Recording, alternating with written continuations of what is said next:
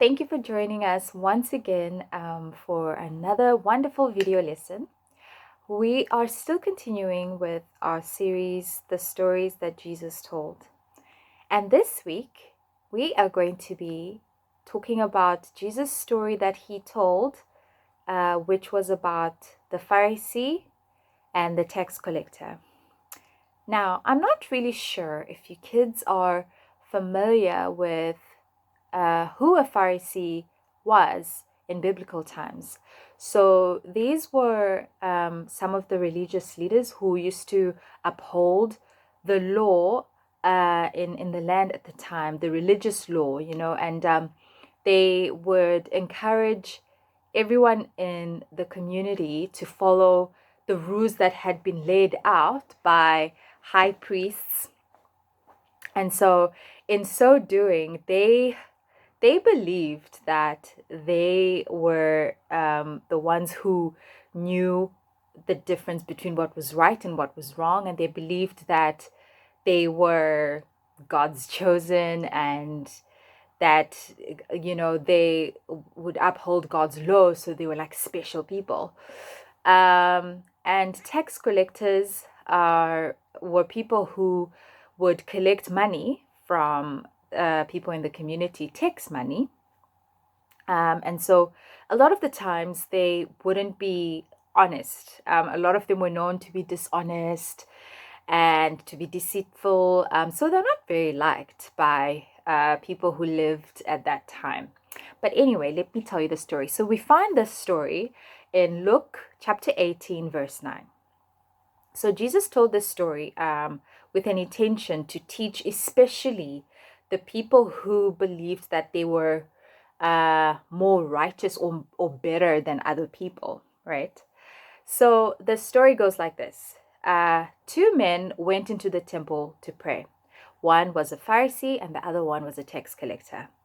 Now, when the Pharisee knelt down to pray, his prayer was very self-centered and very boastful.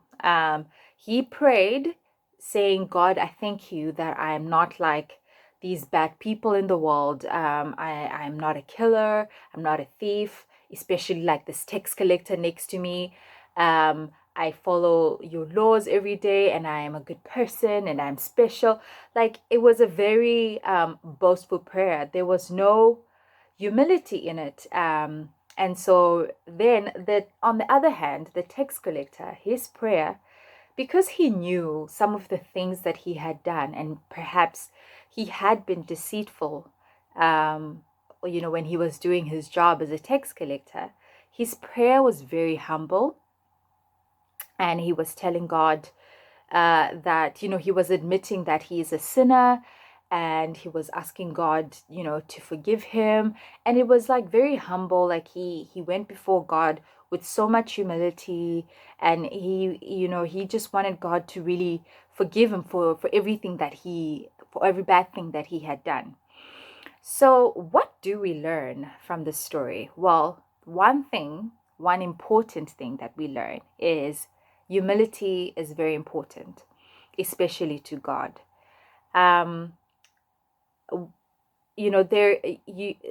It's good to have self-confidence or to have confidence in yourself, but it's not good if you look down upon others or if you exalt yourself. Now, by exalt, I mean putting yourself on a high pedestal, because God will not bless you in that way. And so this is what Jesus was trying to teach people with this story, that, no matter how good you are in life, or no matter how wonderful your life is, or how successful you are, or how good you do in school, or maybe you're the teacher's favorite or your mom and dad's favorite, it doesn't allow you to then look at others as if they're not good enough or they're not important.